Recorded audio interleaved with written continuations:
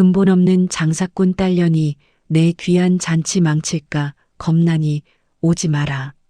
격 떨어지니까 돈만 보내고 넌 집에서 애나 봐. 칠순 잔치 당일 아침 시어머니가 며느리에게 보낸 문자였어요. 며느리는 억장이 무너졌습니다. 그 잔치상은 며느리 돈으로 준비했거든요. 1,000만 원을 결제해 줬는데 정작 며느리는 발도 들이지 말라니요.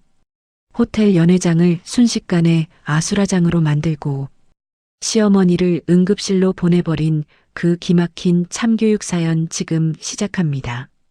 사연 시작 전 구독 버튼을 꾹 눌러주세요. 김지윤 씨는 아침 알람이 울리기도 전에 눈을 떴습니다. 오늘은 시어머니 최갑순 여사의 고대하던 칠순 잔칫날이었거든요. 지윤 씨는 부스스한 머리를 쓸어넘기며 가장 먼저 핸드폰을 집어들었습니다. 호텔 연회장 담당자에게서 온 마지막 확인 연락이 와 있을 거라 생각했기 때문입니다. 하지만 화면 제일 위에 떠 있는 이름은 뜻밖에도 시어머니였습니다. 심장이 덜컥 내려앉는 기분을 느끼며 지윤 씨는 떨리는 손가락으로 문자 메시지를 눌렀습니다. 오늘 내 고상한 친구들 다 모이는데 장사꾼인 며느리 너는 오지 마라. 격 떨어지니까 돈만 보내서 결제하고 넌 집에서 애나 봐. 근본 없는 년이 내 잔치 망칠까봐 겁난다. 순간 눈앞이 하얘지며 숨이 턱 막혀왔습니다. 지윤 씨는 자신이 읽은 글자가 환각은 아닐까 싶어 몇 번이고 눈을 비볐죠. 하지만 핸드폰 액정 속의 글자들은 칼날이 되어 지윤 씨의 가슴을 사정없이 후벼 팠습니다. 장사꾼 며느리, 격 떨어지는 년, 근본 없는 년. 시어머니가 평소 자신을 어떻게 생각하는지 압축해 놓은 독설의 결정체였습니다. 지윤 씨는 침대맡에 주저앉아 거친 숨을 몰아쉬었습니다. 분노인지 슬픔인지 모를 뜨거운 것이 목구멍까지 차올랐죠. 지난 10년의 세월이 주마등처럼 뇌리를 스쳐 지나갔습니다. 시장에 국밥집 하던 부모님 밑에서 자랐다는 이유 하나로 지윤 씨는 결혼 생활 내내 장사꾼 딸이라는 꼬리표를 떼지 못했습니다. 시어머니는 명절마다 제사마다 지윤 씨의 출신을 비하하며 모욕을 줬습니다. 그럴 때마다 지윤 씨는 입술을 깨물며 참았습니다. 자신이 더 잘하면, 자신이 더 성공하면 언젠가는 진심을 알아주실 거라 믿었기 때문입니다. 지금 지윤 씨는 어엿한 반찬 가게 프랜차이즈를 운영하며 남편보다 더 많은 돈을 벌고 있었지만 시어머니 눈에는 그저 천한 장사꾼일 뿐이었나 봅니다. 지윤 씨는 떨리는 손으로 카드 결제 내역을 확인했습니다. 최고급 호텔 연회장 예약비 500만 원, 최고급 한정식 코스 요리 200만 원, 하객들을 위한 고급 답례품과 꽃 장식 150만 원, 그리고 깜짝 이벤트로 준비한 현금 바구니 150만 원, 도합 1,000만 원이라는 거액이 이미 지윤 씨의 이름으로 결제되어 있었습니다. 이 모든 것이 오로지 시어머니의 길을 살려드리기 위해 지윤 씨가 밤낮 고생해서 번 돈이었습니다. 그런데 돌아온 것은 잔칫날 아침에 날아온 절교 선언과도 같은 모욕적인 문자뿐이었죠. 지윤 씨는 참을 수 없는 배신감에 몸을 떨며 남편을 깨워 말했습니다. 잠이 덜 깬 남편의 목소리는 짜증이 섞여 있었습니다. 여보, 일어났어? 잔치 준비는 다 됐어? 남편의 태평한 목소리에 지윤 씨의 목소리가 떨려 나왔습니다. 당신 어머니한테 온 문자 봤어? 어머니가 나보고 오늘 잔치에 오지 말래. 근본 없는 년이 격 떨어뜨린다고 돈만 보내고 집에서 애나 보라는데 당신 이게 말이 된다고 생각해? 남편은 귀찮은 듯 한숨을 내쉬며 대답했죠. 아이, 참. 여보, 오늘 엄마 큰 잔칫날이잖아. 엄마가 긴장하셔서 좀 예민해지신 모양이지. 진짜 오지 말라는 뜻이겠어? 그냥 좀 서운한 게 있으셔서 그런 걸 거야. 당신이 좀 참아. 지훈 씨의 눈에서 굵은 눈물방울이 툭 떨어졌습니다. 참으라고? 지금 나보고 저런 소리를 듣고도 그냥 참으라는 거야? 어머니가 나를 사람 취급도 안 하시는데 당신은 어떻게 그렇게 말해?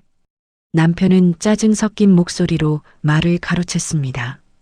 에이, 엄마가 그런 뜻으로 한 말 아닐 거야. 나중에 내가 따로 말씀드릴 테니까 일단 오늘은 조용히 넘어가자. 나 좀 더 잘 거니까 그만 얘기해.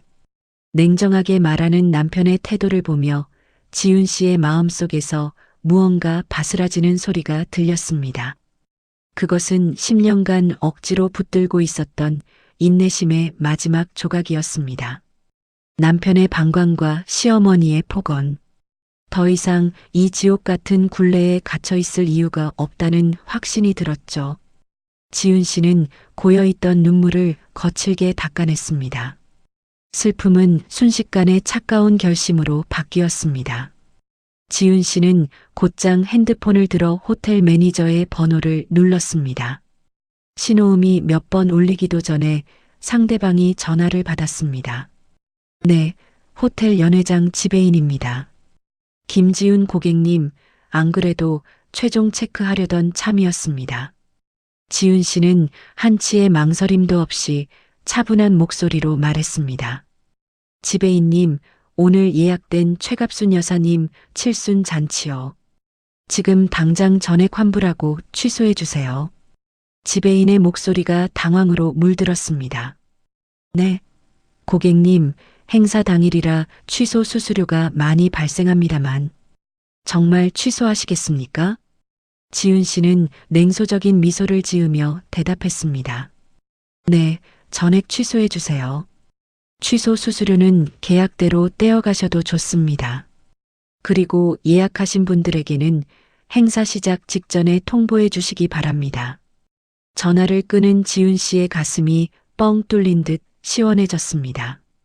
1,000만 원이라는 큰 돈이 아깝지 않았습니다. 그 돈으로 자신의 자존감을 사는 것이라고 생각하니 오히려 싼 값이라는 느낌마저 들었죠. 지훈 씨는 이어 친정 부모님께 전화를 걸었습니다. 엄마, 자고 있었어? 나랑 아빠랑 셋이서 오늘 제주도 가자. 아니, 아무 일도 아니야. 그냥 오늘따라 엄마 아빠랑 비싼 회가 먹고 싶어서 그래. 지금 당장 짐 싸서 공항으로 와. 어리둥절해하는 친정 엄마를 안심시킨 뒤 지훈 씨는 미친 듯이 짐을 싸기 시작했습니다. 시댁 식구들의 뒤치다꺼리를 하느라 한 번도 제대로 된 여행 한 번 가보지 못한 세월이었습니다. 옷가지와 화장품을 챙겨 가방에 넣는 지훈 씨의 손이 가늘게 떨렸습니다. 분노 때문인지 아니면 드디어 자유를 찾았다는 해방감 때문인지 알 수 없었습니다. 캐리어 지퍼를 닫는 순간 지훈 씨는 참았던 오열을 터뜨렸습니다. 서러움이 가득 담긴 눈물이 짐 가방 위로 쏟아졌죠. 하지만 그것은 과거의 자신을 보내는 마지막 작별 인사와도 같았습니다. 가방을 끌고 엘리베이터에 올라탄 그녀의 표정은 그 어느 때보다 단호했습니다. 아파트 입구에 대기 중이던 택시에 몸을 싣고 나서야 지훈 씨는 핸드폰의 전원을 꺼버렸습니다.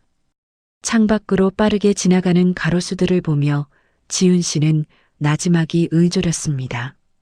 10년을 참았습니다. 하지만 오늘이 마지막입니다. 어머님이 원하시는 대로 저는 절대로 그 잔치에 가지 않을 거예요. 택시는 공항을 향해 거침없이 달리기 시작했습니다. 지훈 씨의 입가에는 서늘한 미소가 번지고 있었습니다. 공항으로 향하는 차창 밖으로 흐릿한 풍경들이 스쳐 지나갔습니다. 지훈 씨는 감았던 눈을 천천히 뜨며 3년 전의 그날을 떠올렸죠. 남편과 연애하던 시절은 참으로 달콤하고 평온했습니다. 세상에 둘도 없는 다정한 남자였고 지훈 씨 역시 그와 함께라면 어떤 고난도 이겨낼 수 있을 것 같았거든요. 하지만 그 환상이 깨지는 데는 그리 오랜 시간이 걸리지 않았습니다. 양가 부모님이 처음 만나는 상견례 자리였습니다.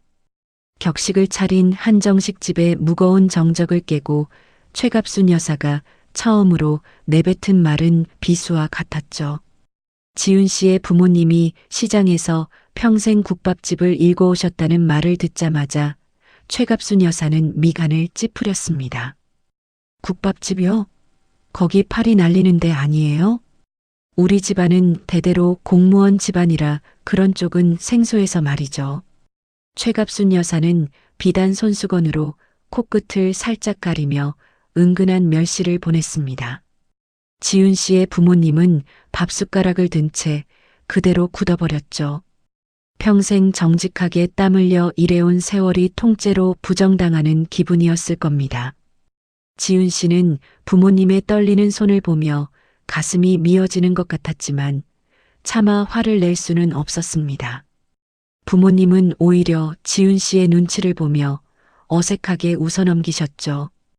허허, 그래도 우리 지훈이 공부시키고 가게 키우느라 보람 있게 일했습니다.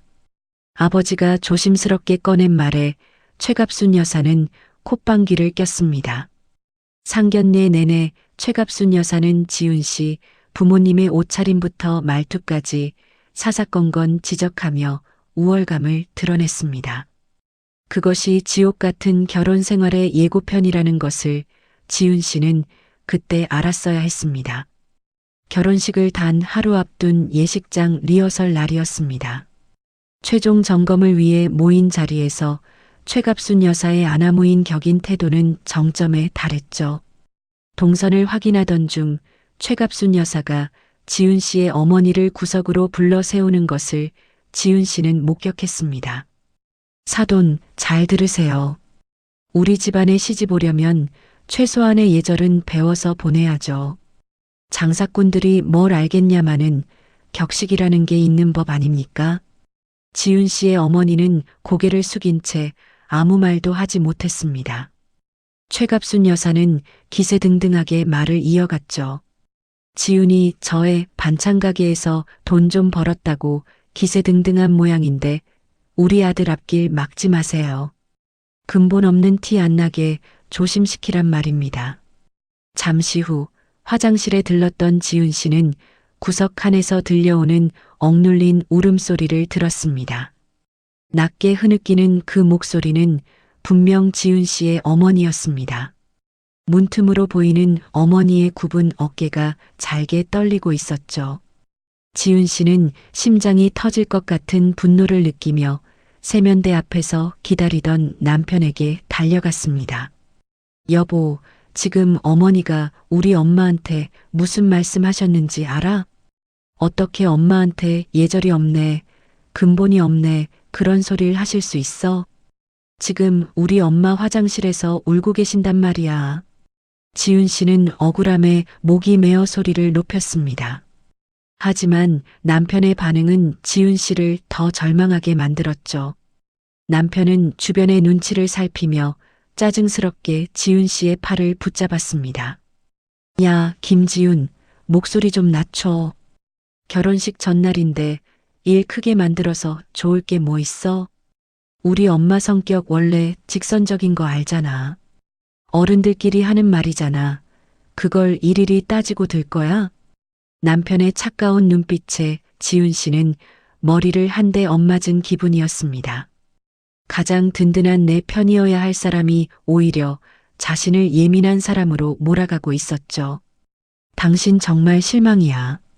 우리 부모님이 모욕당했는데 어떻게 그렇게 말해? 지훈 씨의 항의에도 남편은 등을 돌리며 내뱉었습니다. 좋은 날에 얼굴 붉히지 마. 그냥 조용히 넘어가자고.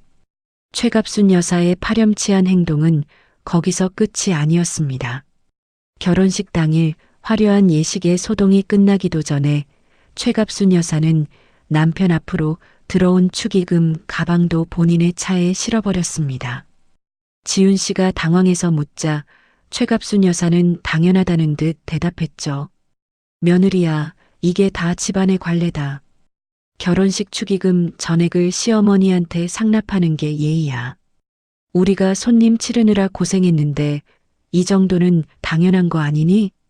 심지어 신혼여행을 떠나기 직전 최갑순 여사는 꼭 명품 가방 선물을 사오라고 강요했죠. 자기야, 엄마가 이번에 예단이 좀 부족하다고 서운해하셔.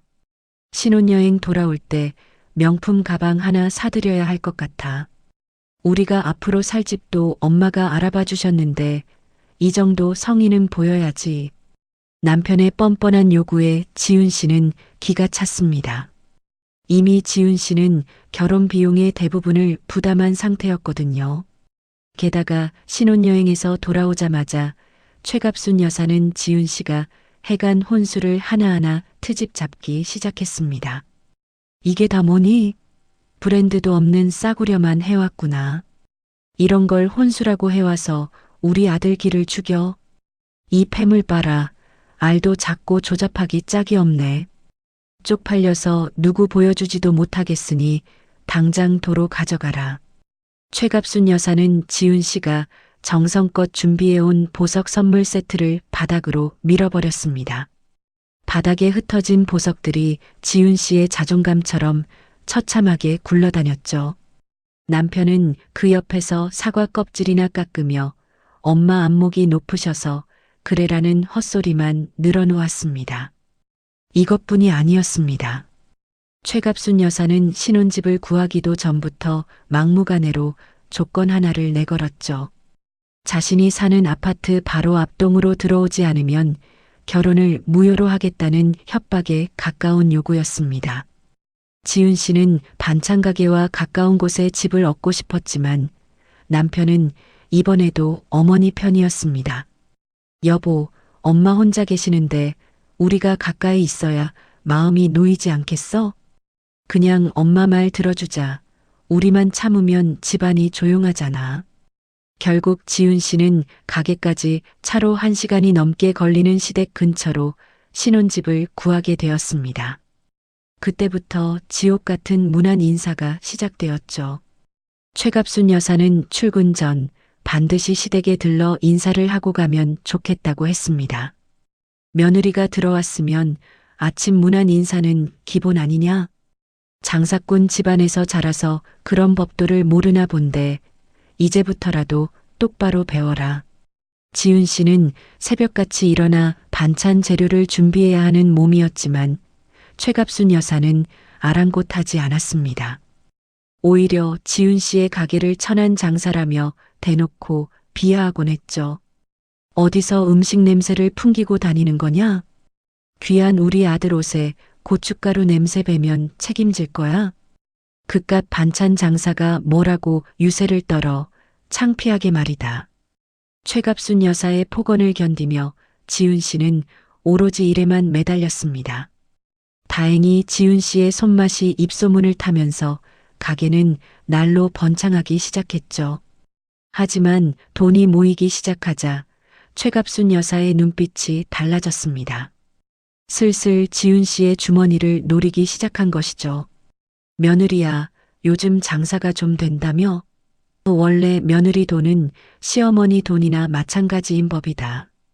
네가 우리 집안 덕에 복을 받아서 돈을 버는 건데 입 싹 닫고 있으면 안 되지. 최갑순 여사는 당당하게 매달 100만 원씩 용돈 명목으로 상납하라고 요구했습니다. 지훈 씨가 당황해서 거절하자 최갑순 여사는 곧장 남편에게 전화를 걸어 울고불고 난리를 쳤습니다. 아이고, 내가 며느리한테 용돈 몇 푼 달랬다고 사람을 거지 취급하네. 내가 이 꼴 보려고 너를 키운 줄 아니. 그러면 어김없이 남편이 퇴근하자마자 지훈 씨에게 화를 냈습니다.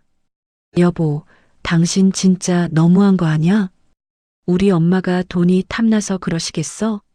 그냥 인정받고 싶으신 거지. 당신 돈도 잘 벌면서 그 100만 원이 그렇게 아까워? 엄마 기 좀 살려드려. 제발 일 크게 만들지 말고. 남편의 몰아세움에 지훈 씨는 가슴을 치며 결국 통장을 내어줄 수밖에 없었습니다. 가장 큰 상처는 지훈 씨의 친정아버님 환갑잔치 때 찾아왔습니다. 지훈 씨는 정중하게 최갑순 여사를 초대했지만 돌아온 대답은 모욕적이었습니다. 내가 거길 왜 가니? 국밥집 잔치에 내가 가서 앉아 있으면 내 품위가 뭐가 되겠어? 창피해서 친구들 볼 낯도 없다. 나 찾지 마라. 친정 부모님 앞에서 고개를 들 수 없었던 지훈 씨는 홀로 화장실에서 눈물을 훔쳤습니다. 그렇게 사돈 잔치에는 코빼기도 안 비치던 최갑순 여사가 정작 본인의 생일이 다가오자 기가 막힌 요구를 해왔죠. 나 이번 생일에는 저기 백화점에 새로 나온 명품 가방 하나 갖고 싶구나.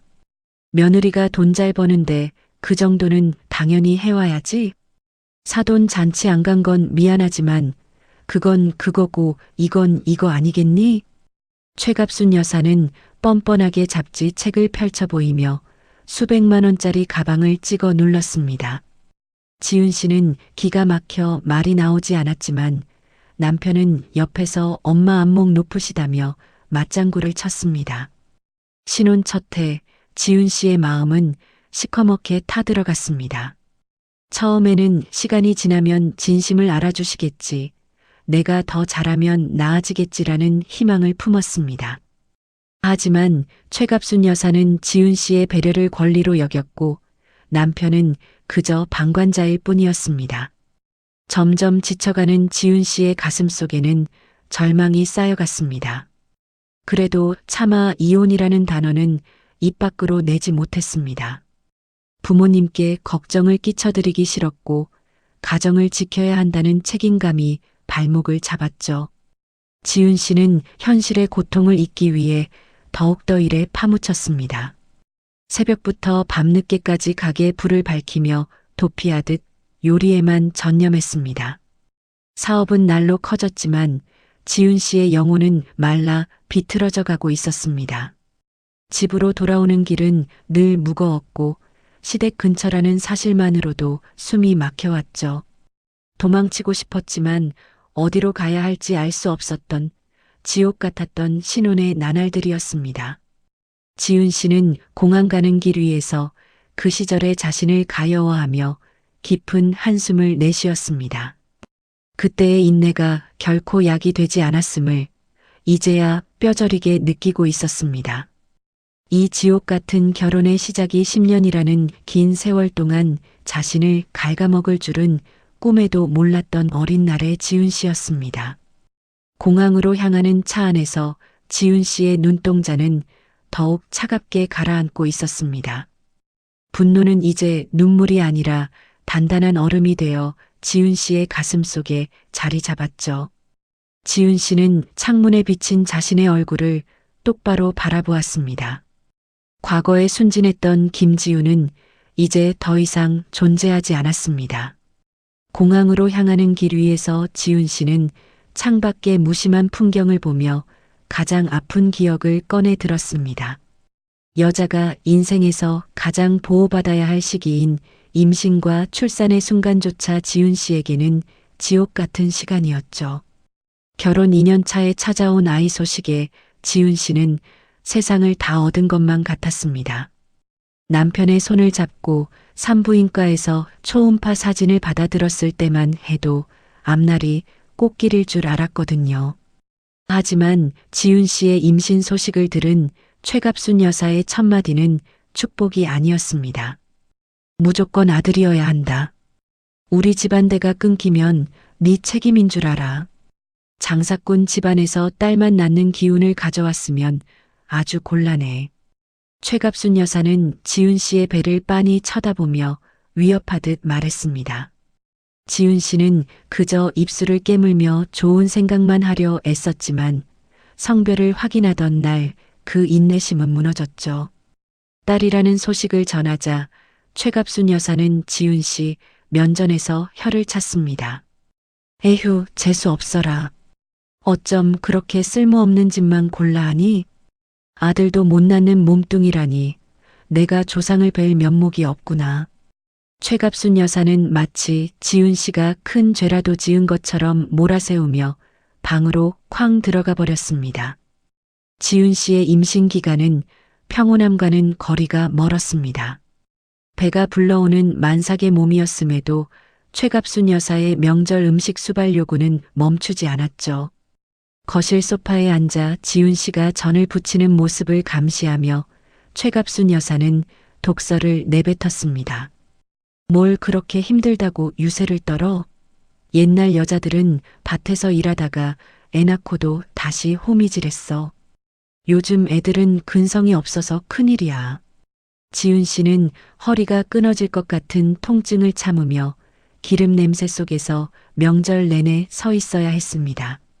남편은 그 옆에서 과일이나 얻어먹으며 입을 다물고 있었죠. 보다 못한 지훈 씨의 친정엄마가 딸을 돕겠다며 반찬을 싸들고 찾아온 날이었습니다. 최갑순 여사는 신발장 앞에서 친정엄마를 막아섰습니다. 사돈, 여기가 어디라고 함부로 드나들어요? 남의 집에 와서 왜 설쳐대시는 겁니까? 귀한 우리 집에 국밥 냄새 풍기지 말고 당장 나가세요. 친정 엄마가 눈물을 글썽이며 돌아가는 뒷모습을 보며 지훈 씨는 억장이 무너졌습니다. 게다가 최갑순 여사는 지훈 씨가 미리 예약해둔 산후조리원까지 취소하라고 압박했죠. 산후조리원 비용 그게 다 얼마냐? 생돈 1,000만 원 가까이 버리는 게 아깝지도 않아? 그냥 시댁 와서 내가 해주는 미역국 먹으면서 조리해라. 장사꾼이라 돈 귀한 줄을 모르나 보네. 결국 지훈 씨는 조리원도 가지 못한 채 시댁에서 눈칫밥을 먹으며 산후풍과 싸워야 했습니다. 우여곡절 끝에 예쁜 딸 서연이를 출산했지만 최갑순 여사의 냉대는 여전했습니다. 아이가 태어났다는 소식에도 병원에는커녕 집에도 한번 들르지 않았죠. 그러면서도 지훈 씨에게 전화를 걸어 한다는 소리는 가관이었습니다. 애 낳느라 고생했다는 말은 못하겠구나. 얼른 몸 추슬러서 다음엔 꼭 아들 낳아라. 우리 집안은 대가 끊기면 안 되는 집안이니까 정신 똑바로 차려. 서연이의 100일잔치 날이었습니다. 오랜만에 만난 양가 부모님 앞에서 지훈 씨는 최대한 웃으려 노력했습니다.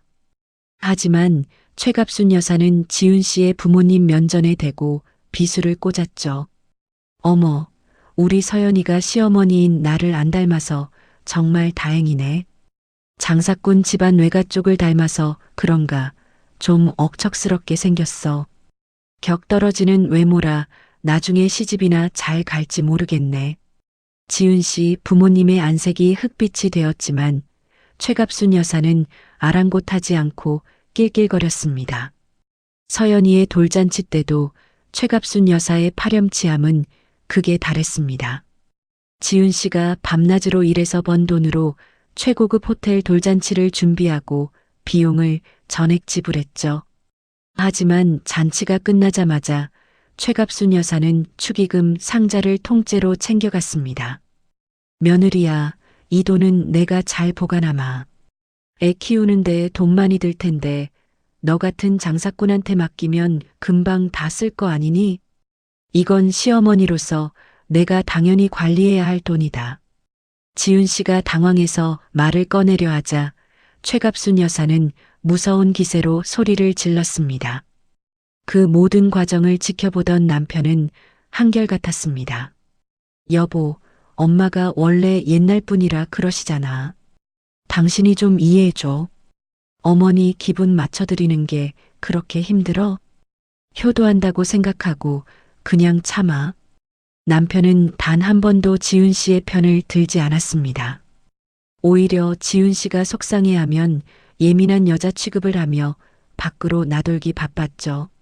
사업하랴, 서연이 키우랴, 집안일 하랴. 지훈 씨는 몸이 10개라도 모자란 생활을 혼자 감당해야 했습니다. 남편은 육아는커녕 기저귀 한 번 제대로 갈아준 적이 없었습니다. 내가 밖에서 얼마나 힘들게 일하는지 알아? 애는 엄마가 키우는 거지. 남자가 이런 거 하는 거 아니야. 당신 사업한다고 애 방치하지 말고 똑바로 해. 남편의 무책임한 발언들은 지훈 씨의 심장을 갈갈이 찢어 놓았습니다. 지훈 씨는 밤마다 자는 서연이의 얼굴을 보며 소리 없이 울었습니다. 어머니로부터 듣는 비하 발언과 남편의 방관 속에서 지훈 씨는 점점 외딴 섬처럼 고립되어 갔습니다.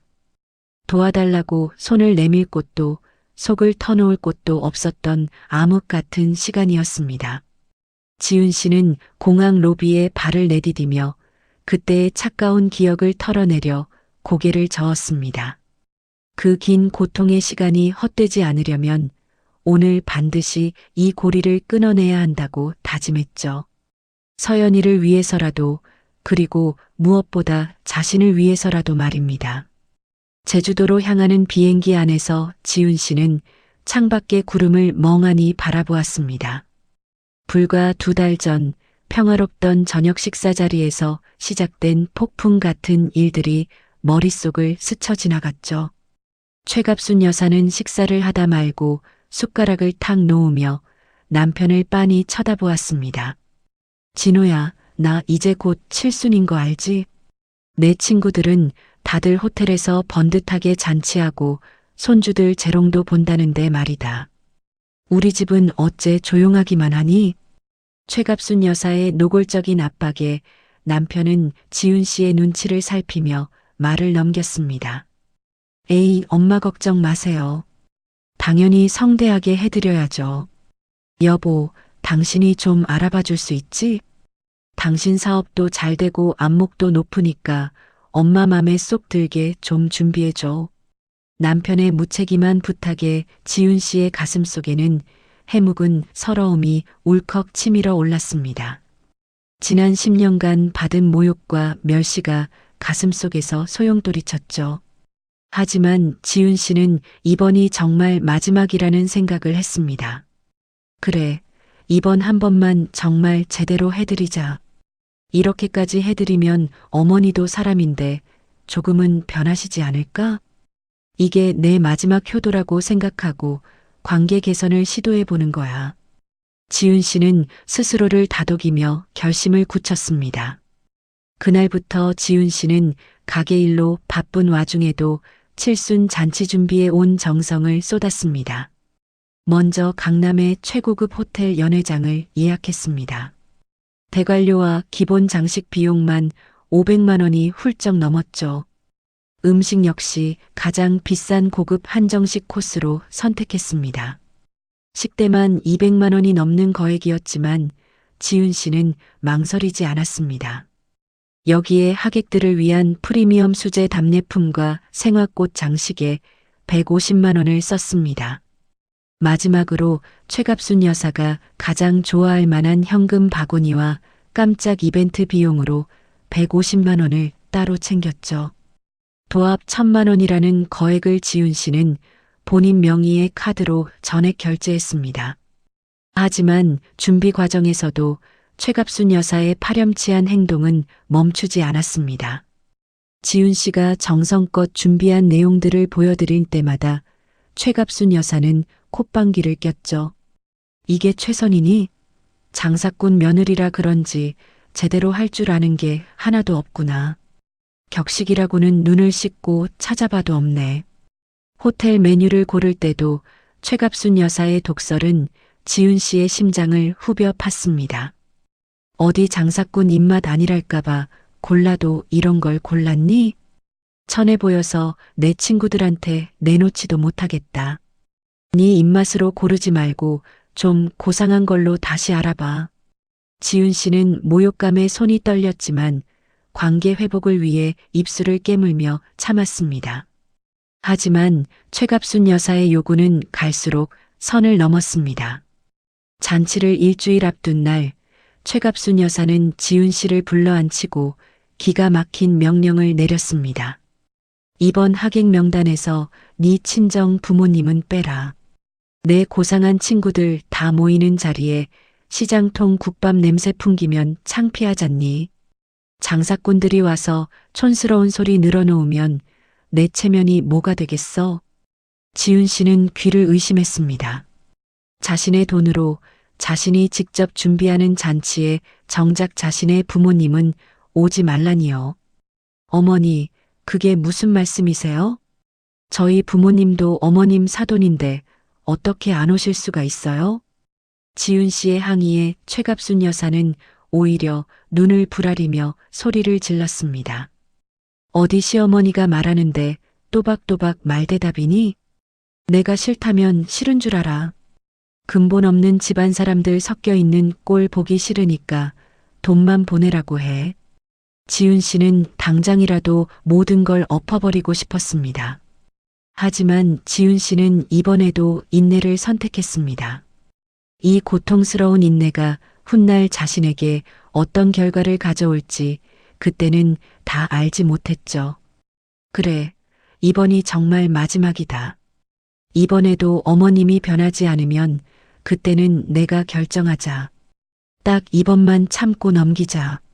지윤 씨는 친정 엄마에게는 이 사실을 철저히 비밀로 했습니다. 혼자 가슴을 치며 사귀고 또 사귀었습니다.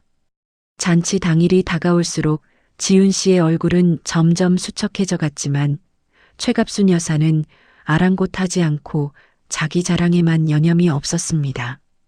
남편 역시 지윤 씨의 고통을 아는지 모르는지 옆에서 잠만 퍼질러 잤죠. 지윤 씨는 어둠 속에서 거칠게 뛰는 심장을 가라앉히며 잔치 당일 아침을 맞이할 준비를 했습니다. 운명의 시간이 다가오고 있다는 사실을 최갑순 여사만 모르고 있었을 뿐입니다. 새벽의 정적 속에서 핸드폰 화면만 서늘하게 빛나고 있었습니다.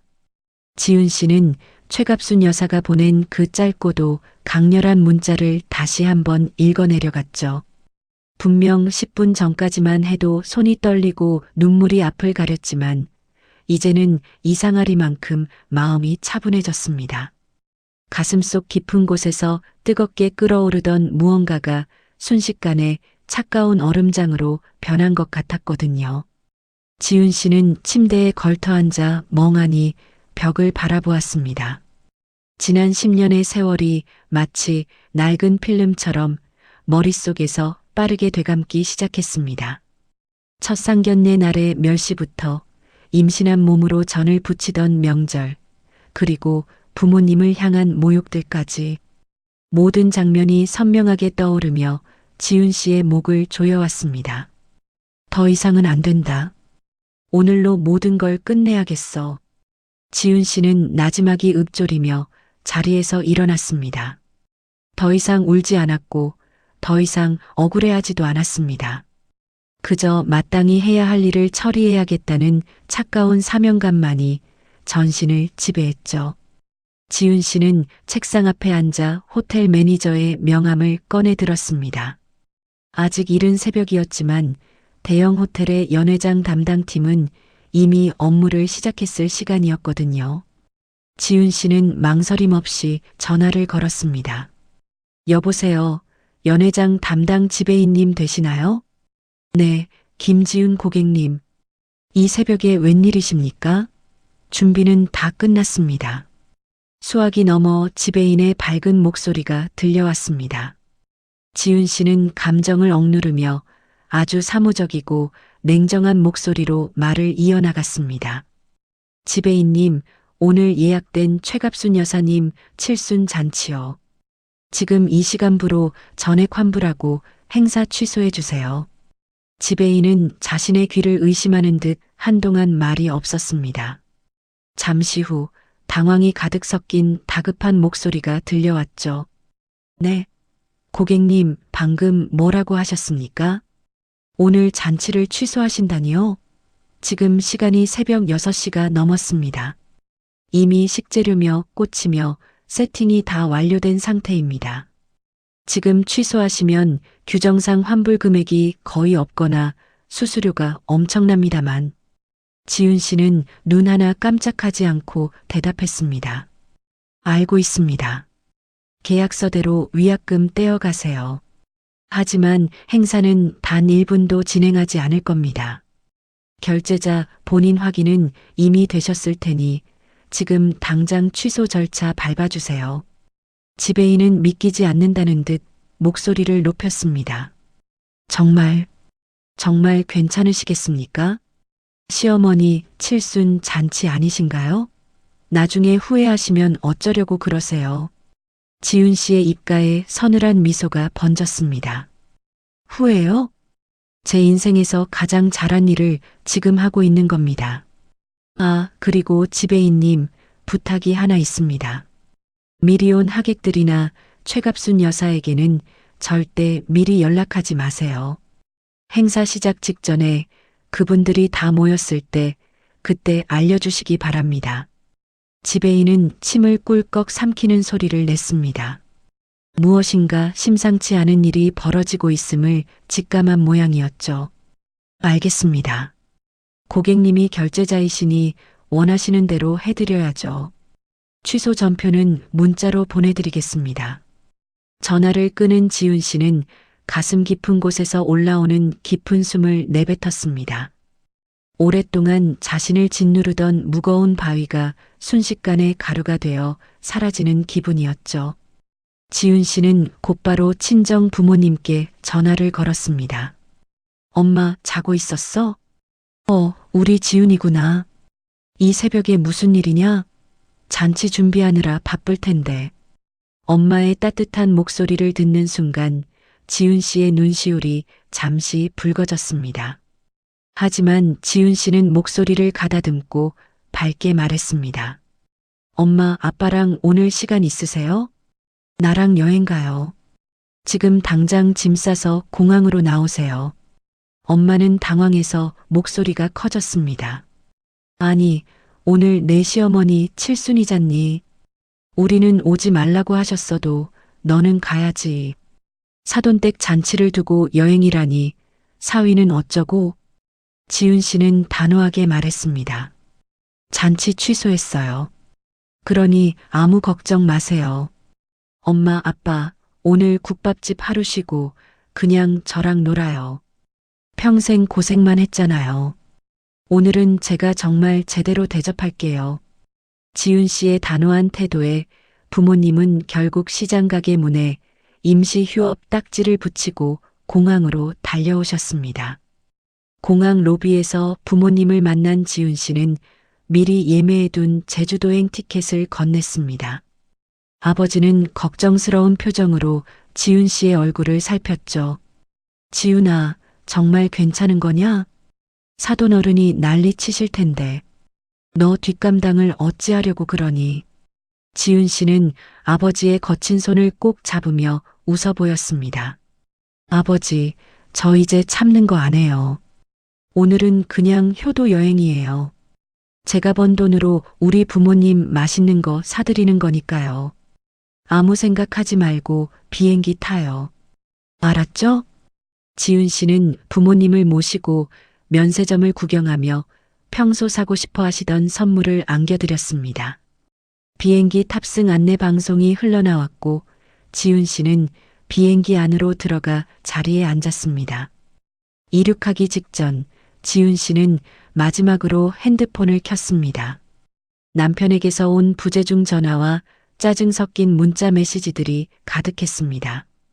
지훈 씨는 답장 대신 짧은 문자 한 통을 남편에게 전송했습니다. 오늘 어머님 잔치 취소했어.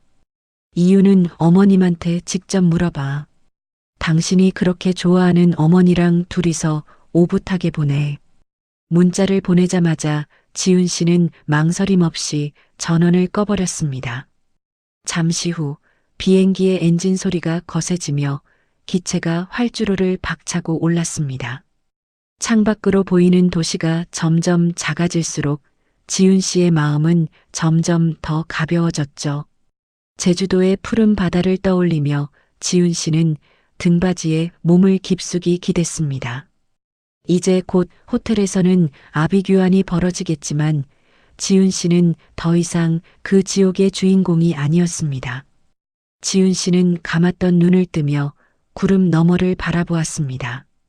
10년이라는 기나긴 인내의 마침표가 드디어 찍히는 순간이었습니다. 강남 한복판에 위치한 최고급 호텔의 로비는 이른 아침부터 반짝이는 조명으로 가득했습니다. 웅장한 대리석 바닥 위로 한 여인이 마치 여왕이라도 된 듯 위풍당당하게 걸어 들어왔죠. 바로 오늘 칠순 잔치의 주인공인 최갑순 여사였습니다.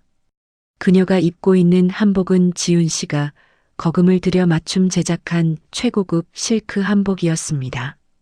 은은한 비줏빛 저고리에 정교하게 수놓아진 꽃자수들은 걸음마다 눈부시게 빛났죠. 최갑순 여사는 자신의 어깨에 걸친 비단 소품을 매만지며 뒤따라오는 친구들을 돌아보았습니다. 얘들아, 천천히들 들어와라. 여기 호텔 연회장이 대한민국에서는 제일 알아주는 곳 아니니? 최갑순 여사의 목소리는 평소보다 한 옥타브 높게 울려 퍼졌습니다. 그녀의 주변에는 이미 30명에 달하는 하객들이 북적이고 있었죠. 최갑순 여사는 친구들의 부러움 섞인 시선을 만끽하며 입가에 가득 미소를 띄웠습니다. 어머, 갑순아. 오늘 정말 새색시 같다. 이 비싼 호텔을 통째로 빌리다니 내 며느리가 정말 대단하긴 하구나. 친구들의 칭찬에 최갑순 여사는 콧대를 한껏 높이며 대답했습니다. 말도 마라, 예. 우리 지훈 씨가 장사꾼 집안 딸이라 좀 거칠긴 해도 돈 하나는 기가 막히게 벌어오잖니. 내가 그동안 가르친 보람이 있다니까. 시어머니 칠순이라고 아주 기를 쓰고 1,000만 원을 긁더라고. 최갑순 여사는 마치 자신이 그 돈을 번 것처럼 의기양양하게 며느리 자랑을 늘어놓았습니다. 평소에는 근본 없는 년이라며 침을 뱉던 며느리였지만 친구들 앞에서는 자신의 권력을 증명하는 훌륭한 도구가 되었죠. 30명의 하객은 연달아 감탄사를 내뱉으며 최갑순 여사의 뒤를 쫓았습니다. 자, 이제 안으로 들어가자고. 음식도 내가 특별히 제일 비싼 걸로 준비하라고 시켰으니까 기대들 해라. 최갑순 여사는 연회장 입구에 커다란 두 짝 문 앞에 섰습니다. 그녀는 하객들이 다 지켜보는 가운데 보란 듯이 문고리를 잡고 힘껏 문을 열어젖혔죠. 머릿속에는 이미 화려한 조명과 향긋한 음식 냄새, 그리고 자신을 반기는 호텔 직원들의 환영 인사가 가득했습니다. 하지만 문이 열린 순간 최갑순 여사의 눈앞에 펼쳐진 풍경은 상상과는 전혀 달랐습니다. 연회장 안은 칠흑 같은 어둠 속에 잠겨 있었고 서늘한 공기만이 그녀의 뺨을 스쳐 지나갔죠. 조명 하나 켜지지 않은 넓은 공간은 기괴할 정도로 조용했습니다. 이게 뭐야? 왜 이렇게 캄캄해? 지배인, 여기 담당자 없어? 최갑순 여사는 당황하며 어둠 속으로 발을 내디뎠습니다. 하지만 그곳에는 화려하게 차려진 테이블도 향기로운 꽃 장식도 전혀 보이지 않았습니다. 그저 텅 빈 마룻바닥과 휑한 벽면만이 공허하게 자리 잡고 있었죠. 최갑순 여사의 목소리가 떨리기 시작했습니다. 이게 무슨 일이야? 진호야, 아들, 너 어디 있니? 이게 어찌된 일인지 좀 알아봐. 뒤따라오던 하객들도 술렁이기 시작했습니다. 웅성거림은 순식간에 연회장을 가득 채웠죠. 그때 저 멀리 복도 끝에서 검은 정장 차림의 호텔 지배인이 차가운 표정으로 걸어왔습니다. 최갑순 여사님 되시나요? 지배인의 사무적인 말투에 최갑순 여사는 눈을 부라리며 다가갔습니다. 그래요. 내가 최갑순이에요. 지금 이게 뭐 하는 짓입니까? 사람들 다 불러놓았는데 왜 불도 안 켜고 음식도 안 나와요? 당장 책임자 불러와요. 최갑순 여사의 고함에도 지배인은 눈 하나 깜짝하지 않았습니다. 오히려 그는 들고 있던 태블릿 화면을 확인하며 담담하게 말했죠. 죄송합니다만 고객님, 오늘 예약되었던 최갑순 여사님 칠순 잔치는 취소되었습니다. 결제자이신 김지훈님께서 2시간 전에 전액 환불을 요청하셨고 정상적으로 취소 처리가 완료되었습니다. 순간 최갑순 여사의 머릿속에서 커다란 종소리가 울리는 듯 했습니다.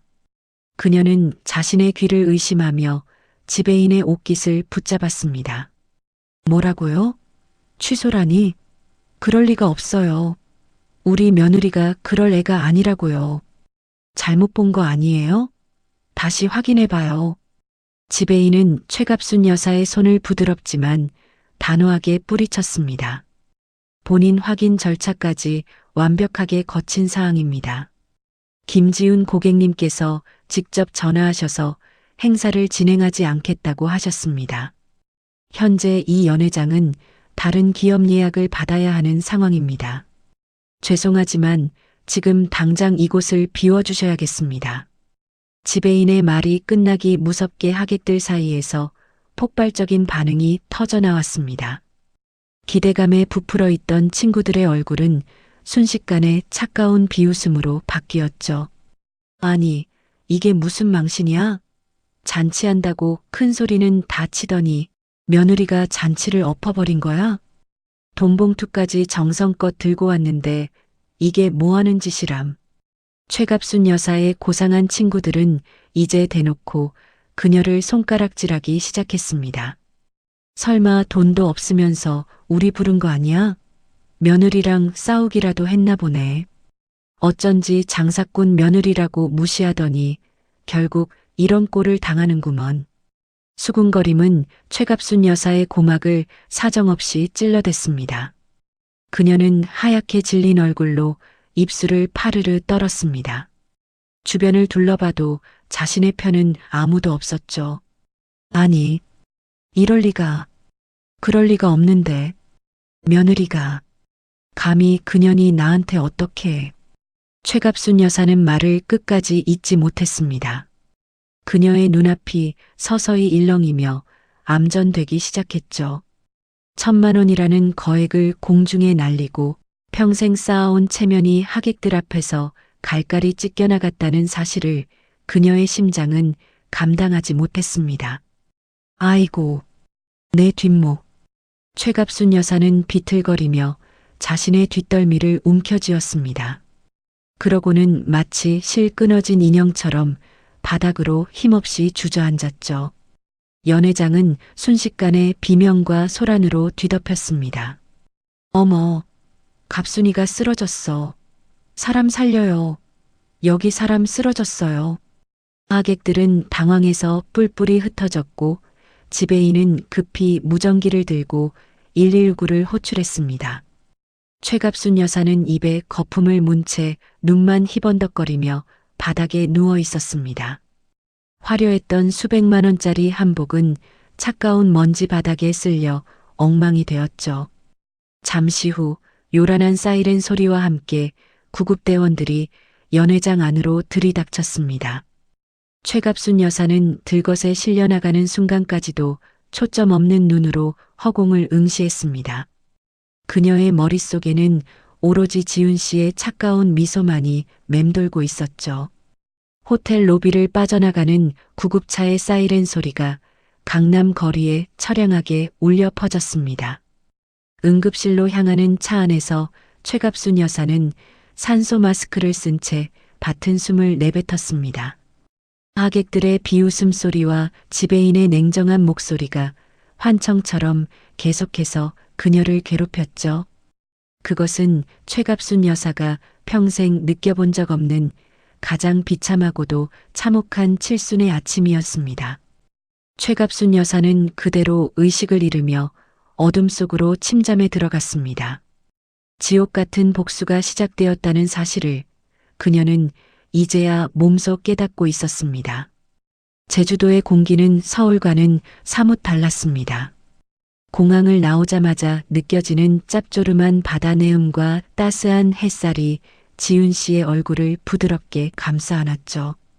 지훈 씨는 크게 숨을 들이마셨습니다. 10년이라는 기나긴 시간 동안 가슴속을 꽉 채우고 있던 답답한 응어리가 그 숨 한 번에 조금은 씻겨 내려가는 기분이었거든요. 공항 앞에서 지훈 씨는 미리 대기시켜둔 고급 렌터카에 부모님을 모셨습니다. 결혼하고 처음으로 오로지 자신의 힘과 자신의 돈으로 부모님과 함께 떠나온 여행이었습니다. 아버지는 차 창밖으로 스쳐 지나가는 야자수들을 보며 어린아이처럼 신기해하셨죠. 지훈아, 정말 괜찮은 거냐? 잔칫날 사돈댁 난리가 났을 텐데 우리가 이렇게 놀아도 되는 건지 모르겠구나. 아버지의 걱정 섞인 물음에 지훈 씨는 운전대를 잡은 손에 힘을 주며 밝게 대답했습니다. 아빠, 걱정하지 마세요. 오늘은 그냥 우리 셋만 생각해요. 10년 동안 제가 못한 효도 오늘 다 해드릴 테니까요. 차는 서귀포의 해안 절벽 위에 자리 잡은 최고급 리조트에 도착했습니다. 원래라면 최갑순 여사의 칠순 잔치와 호텔 숙박비로 들어갔을 그 막대한 돈이 이제는 지훈 씨와 친정 부모님을 위해 쓰이고 있었죠. 리조트 직원의 안내를 받아 들어선 스위트룸은 눈이 부실 정도로 화려했습니다. 거실 통창 너머로 에메랄드빛 제주 바다가 끝없이 펼쳐져 있었고 파도 소리가 거실까지 잔잔하게 들려왔습니다. 아버지는 신발을 벗는 것조차 주저하실 정도로 방의 화려함에 압도되셨죠. 세상에, 이런 데는 하룻밤에 얼마나 하는 거냐? 우리가 이런 호강을 다 누려보네. 어머니 역시 거실 소파에 앉아 바다를 바라보며 감탄을 금치 못하셨습니다. 지훈 씨는 그런 부모님의 모습을 보며 가슴 한구석이 찡해졌습니다. 남의 집 식구들 비위 맞추느라 정작 자신을 낳아준 부모님께는 이런 풍경 한번 제대로 보여드리지 못했다는 죄책감이 밀려왔거든요. 지훈 씨는 부모님 사이에 자리를 잡고 앉아 그동안 가슴속에 꾹꾹 눌러 담아왔던 이야기들을 하나둘씩 꺼내놓기 시작했습니다. 최갑순 여사가 보냈던 모욕적인 문자 메시지부터 매달 200만 원씩 뜯어갔던 용돈, 그리고 장사꾼 딸이라며 무시당했던 그 수많은 날에 대해서요. 아빠, 엄마, 저 사실 지난 10년 동안 많이 힘들었어요. 어머니는 제가 번 돈을 당연하게 여기시면서도 항상 우리 집안을 무시하셨거든요. 오늘 아침에도 저보고 오지 말라고 문자를 보내셨어요. 격 떨어지니까 돈만 보내고 집에서 애나 보라고요. 지훈 씨의 고백이 이어질수록 리조트 안에는 무거운 정적이 감돌았습니다. 아버지는 꽉 쥔 주먹을 부르르 떨며 바다만 응시하셨죠. 어느새 아버지의 눈가에는 굵은 눈물이 고여 있었습니다. 그런 일이 있었는데 왜 계속 참고 살았어? 내 딸이 시집가서 그런 소리를 듣고 사는데 이 애비는 아무것도 못 해주고. 어머니는 지훈 씨의 거친 손을 꼭 부여잡으며 엉엉 울음을 터뜨리셨습니다. 지훈아, 우리 딸 고생 많았다. 엄마가 못나서 네가 그런 수모를 겪었구나. 이제 그만 참아도 돼. 더 이상은 참지 마라, 지훈아. 지훈 씨는 부모님의 품에 안겨 어린아이처럼 소리내어 울었습니다. 그동안 강한 척, 아무렇지 않은 척 버텨왔던 10년의 인내심이 부모님의 눈물 앞에서 완전히 무너져 내렸죠. 세 사람은 서로를 꼭 끌어안은 채 한참 동안 눈물을 쏟아냈습니다. 그 울음은 슬픔의 눈물이자 동시에 억압으로부터 벗어난 해방의 눈물이었습니다. 어느덧 제주 바다 위로 붉은 노을이 내려앉기 시작했습니다. 지훈 씨는 눈물을 닦고 부모님을 모시고 제주도에서 가장 유명하다는 최고급 횟집으로 향했습니다. 바다가 바로 내려다 보이는 창가 좌석에 앉자 상위로 화려한 해산물들이 끊임없이 차려졌습니다. 지훈 씨는 가장 싱싱한 회 한 점을 부모님 앞접시에 놓아드렸습니다. 엄마, 아빠, 이게 진짜 효도예요. 나를 사랑해주지도 않고 괴롭히기만 하는 사람한테 돈 쓰는 게 아니라요. 나를 가장 아껴주는 우리 부모님한테 맛있는 거 대접하는 거, 이게 진짜 효도잖아요. 지훈 씨는 10년 만에 처음으로 마음 편히 소리내어 웃었습니다. 그 웃음에는 가식도 눈치도 없었죠. 맛있게 음식을 드시는 부모님의 행복한 표정을 보며 지훈 씨는 자신의 선택이 옳았음을 다시 한번 확신했습니다. 최갑순 여사의 잔치판을 엎어버린 것은 단순히 홧김에 저지른 복수가 아니라 잃어버린 자신의 인생을 되찾는 첫걸음이었다는 사실을요. 식사를 마치고 돌아오는 길, 지훈 씨는 꺼두었던 핸드폰을 잠시 켰습니다. 화면이 켜지자마자 핸드폰이 미친 듯이 진동하며 연락 폭탄이 쏟아졌습니다. 부재중 전화만 무려 47통. 대부분이 남편에게서 온 것이었죠. 메시지함을 열자 남편의 분노 섞인 문자들이 가득했습니다. 김지훈, 너 지금 제정신이야? 잔치 다 취소하고 어디로 도망간 거야? 엄마 지금 호텔 바닥에서 쓰러지셔서 병원 실려가셨어. 당장 연락해. 안 그러면 나 너 가만 안 둬. 남편의 악에 바친 문자를 읽으면서도 지훈 씨의 심장은 평온하기만 했습니다. 오히려 코웃음이 나왔죠. 지훈 씨는 차분한 손길로 남편에게 답장을 보냈습니다. 가만히 안 둔다고? 너 미쳤냐? 정신 차려. 니네 엄마가 나 오지 말라고 했잖아. 나는 그저 니네 엄마가 시키는 대로 했을 뿐이에요. 근본 없는 며느리가 안 가서 어머님 잔치가 아주 고상하게 끝났겠네.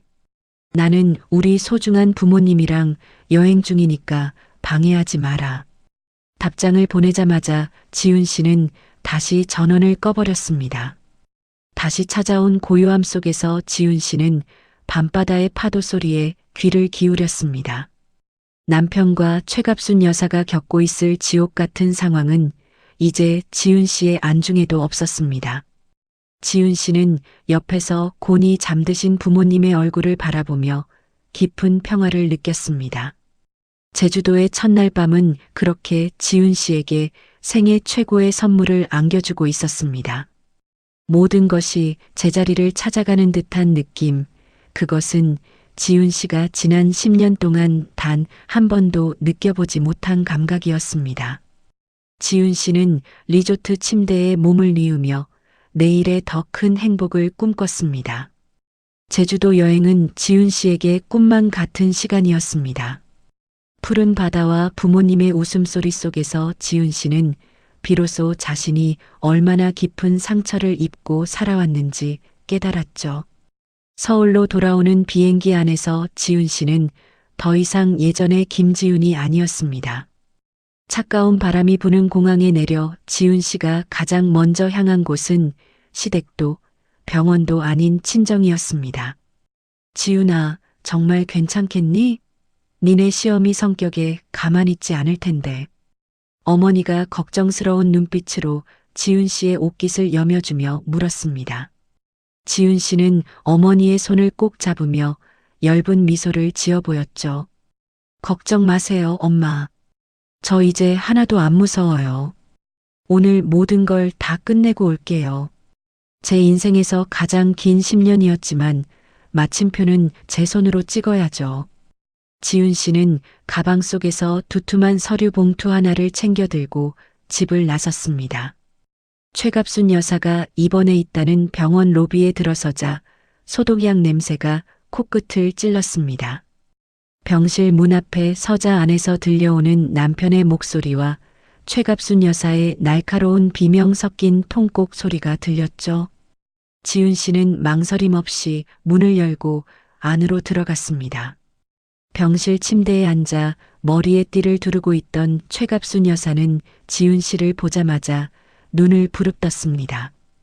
그녀의 얼굴은 이틀 사이에 헬쑥해졌지만 눈빛만큼은 여전히 도끼로 가득 차 있었죠. 인연이 여기가 어디라고 나타나? 내년이 감히 나한테 그런 망신을 줘? 내 친구들 앞에서 나를 무전취식범으로 만들고 응급실에 실려오게 해? 네가 사람이냐? 짐승보다 못한 년. 최갑순 여사는 옆에 있던 베개를 지훈 씨를 향해 집어 던지며 소리를 질렀습니다. 남편 역시 퀭한 눈으로 지훈 씨를 노려보며 거들었죠. 야, 김지훈, 너 진짜 미쳤어? 어떻게 잔치를 취소하고 도망을 가? 덕분에 우리 집안 동네 망신 다 당하고 엄마 쓰러지신 거 안 보여? 당장 무릎 꿇고 사죄해. 지은 씨는 날아온 베개를 가볍게 피하며 차가운 시선으로 두 사람을 응시했습니다. 그리고는 나지막하지만 힘 있는 목소리로 입을 열었죠. 사죄? 내가 왜? 어머님이 저한테 잔치 오지 말라고 문자 보내셨잖아요. 근본 없는 며느리 오면 격 떨어진다고 돈만 보내고 집에서 청소나 하라면서요. 저는 그저 어머님이 시키는 대로 했을 뿐인데 뭐가 문제죠? 최갑순 여사는 말문이 막힌 듯 쌕쌕거리며 가슴을 쥐어뜯었습니다. 야, 내가 오지 말랬지 결제 취소를 하랬니? 어디 시어머니가 한마디 했다고 잔치를 홀라당 엎어? 지은 씨는 비웃음을 섞어 대답했습니다. 제 돈 1,000만 원 들여서 대접받으면서 그런 막말까지 견뎌야 할 만큼 제가 한가해 보였나요? 어머님은 제가 평생 어머님 발치에서 기어다닐 줄 아셨나 본데 착각도 유분수시네요. 지은 씨는 들고 온 서류 봉투를 침대 위에 툭 던졌습니다. 봉투 안에서 쏟아져 나온 종이 더미를 본 남편과 최갑순 여사의 눈이 휘둥그레졌죠. 이게 다 뭐야? 남편이 묻자 지은 씨가 하나하나 짚어가며 말했습니다. 지난 10년간 제가 어머님한테 보낸 돈 내역서예요. 매달 상납한 용돈 200만 원부터 명절 보너스, 가방값, 병원비까지 총액이 수천만 원이 넘더군요. 그리고 그 옆에 있는 건 어머님이 저한테 보낸 문자 메시지들 캡처본이에요. 장사꾼 딸이라 천하다, 근본 없다, 아들도 못 낳는 몸뚱이다. 이게 10년간 제가 어머님께 받은 대접의 전부예요. 최갑순 여사는 당황한 기색이 역력했지만 이내 뻔뻔하게 얼굴을 들이밀었습니다.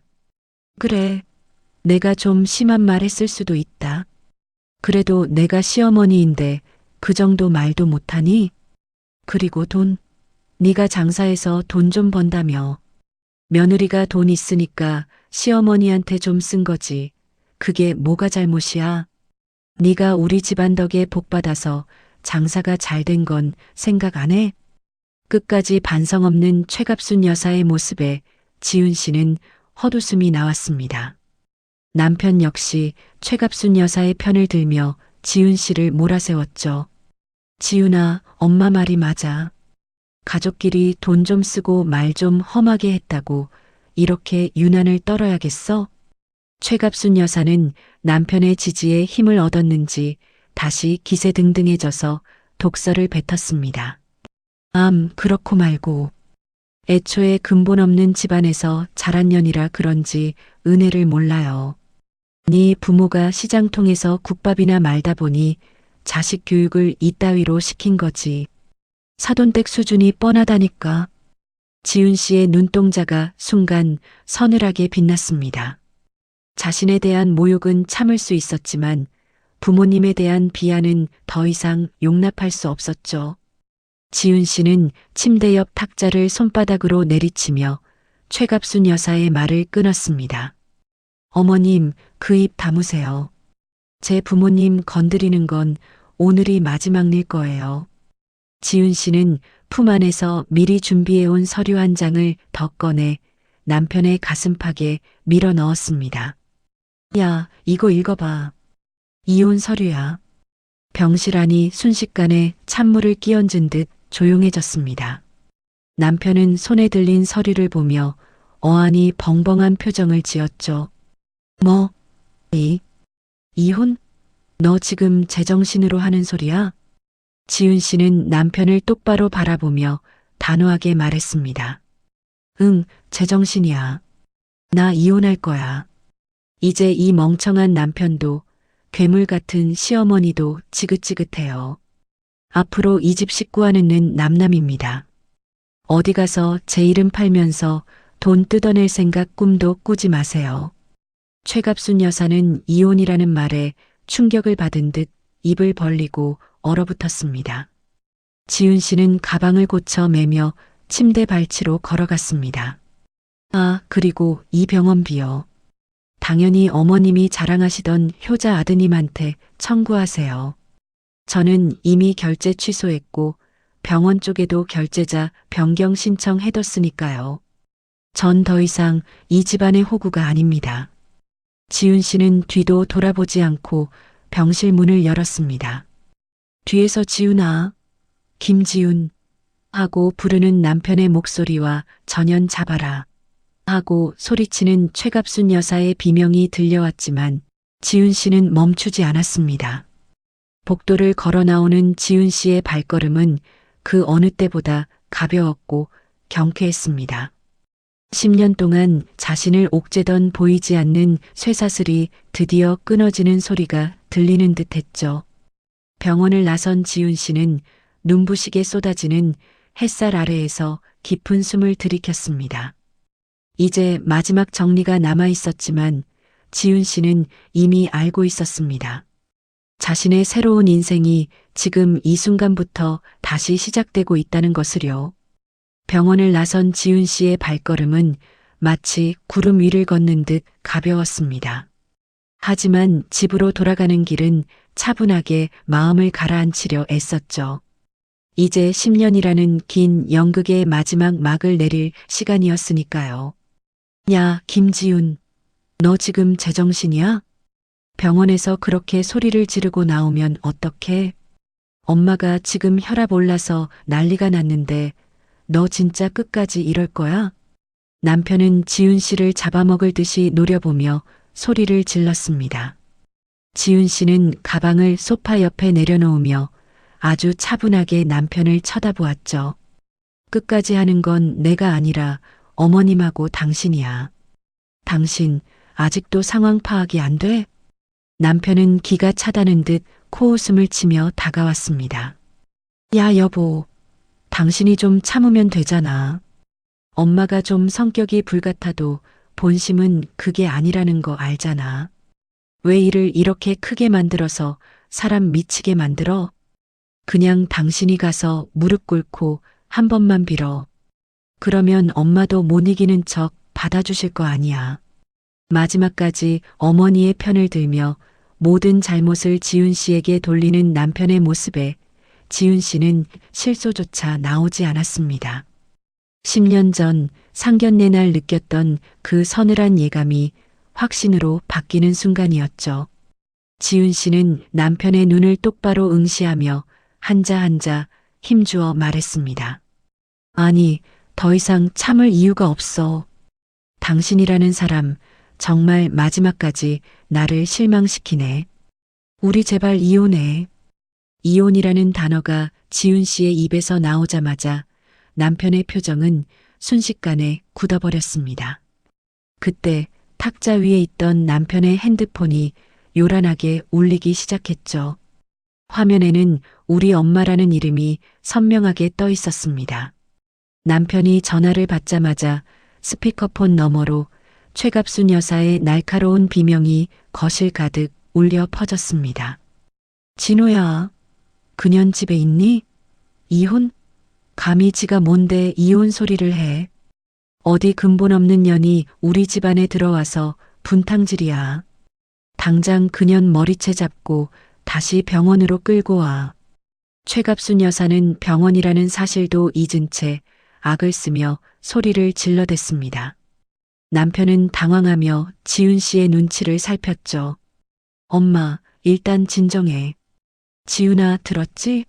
엄마 저렇게 화나셨는데 당신이 사과 안 하면 정말 큰일 나. 지금이라도 사과해. 그러면 나도 이혼 소리는 못 들은 걸로 해줄게. 지훈 씨는 남편의 가소로운 제안에 차가운 미소를 지었습니다. 사과? 사과는 내가 아니라 당신들이 나한테 해야 하는 거 아니야? 지난 10년 동안 나를 장사꾼 딸이라고 무시하고 돈이나 뜯어내고 우리 부모님 모욕한 거. 지훈 씨는 미리 챙겨두었던 가방에서 서류 한 장을 꺼내 탁자 위에 던졌습니다.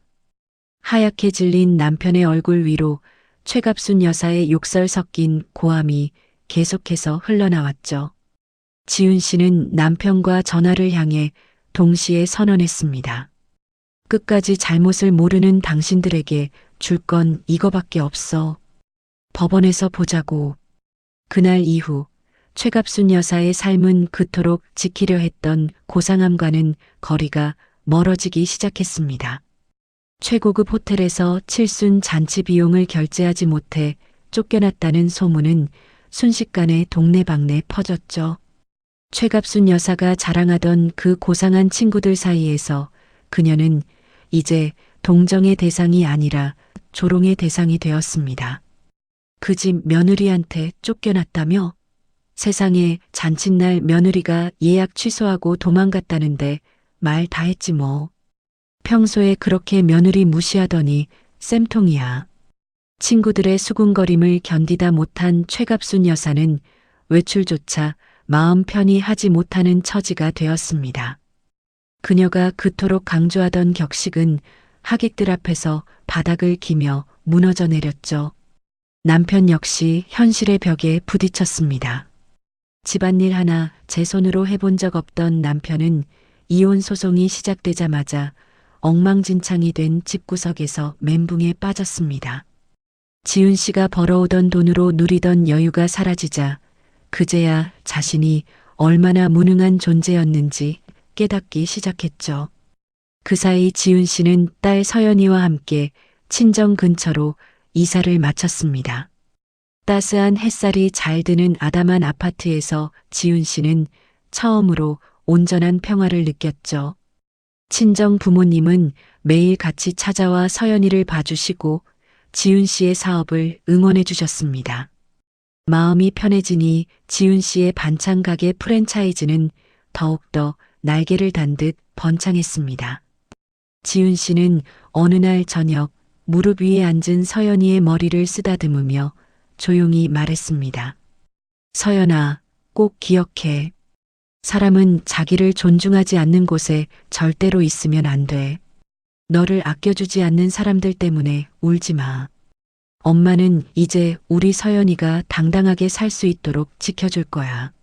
서연이는 엄마의 마음을 아는 듯 지훈 씨의 목품에 얼굴을 묻으며 배시시 웃었습니다.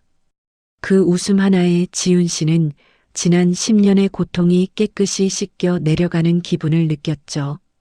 어느덧 시간이 흘러 1년이 지났습니다. 지훈 씨의 반찬 가게는 더더 성장했습니다. 지훈 씨는 바쁜 일정 속에서도 부모님의 리마인드 웨딩을 준비했죠. 이번에는 누구의 눈치도 보지 않고 오로지 부모님을 사랑하는 마음만을 가득 담았습니다. 화려한 예식장에서 부모님은 주인공이 되어 환하게 웃으셨습니다. 지훈아, 우리가 이런 대접을 받아도 되는 거냐? 정말 고맙다, 우리 딸. 눈물 어린 아버지의 말씀에 지훈 씨는 환하게 웃으며 대답했습니다. 당연하죠, 아빠. 진정한 효도는 나를 사랑해주는 사람에게 내 마음을 다하는 거예요. 이제 우리 가족 꽃길만 걸어요. 반면 소식통에 따르면 최갑순 여사는 결국 건강이 악화되어 요양원 신세가 되었다고 합니다. 아들인 남편은 재혼은커녕 혼자서 제 앞가림도 못해 빚더미에 앉아 홀로 지내고 있다는 소문이 들려왔죠. 지훈 씨는 그 소식을 듣고도 아무런 감정의 동요가 없었습니다. 그들은 이제 지훈 씨의 인생에서 완전히 지워진 타인일 뿐이었으니까요. 지훈 씨는 리마인드 웨딩이 끝난 후 밤바람을 맞으며 연회장 테라스에 섰습니다. 멀리 보이는 야경이 유난히도 아름답고 찬란하게 빛나고 있었습니다. 지훈 씨는 깊은 숨을 내쉬며 가슴속 깊은 곳에서 울려 퍼지는 자신의 목소리를 들었습니다. 10년을 참았습니다. 그 인내가 헛된 시간이라고 생각하지 않아요. 그 고통이 있었기에 지금의 제가 얼마나 소중한지 알게 되었으니까요. 저는 이제 제 인생을 삽니다. 지훈 씨의 눈가에 맺힌 눈물은 더 이상 슬픔이 아닌 찬란한 희망의 빛이었습니다.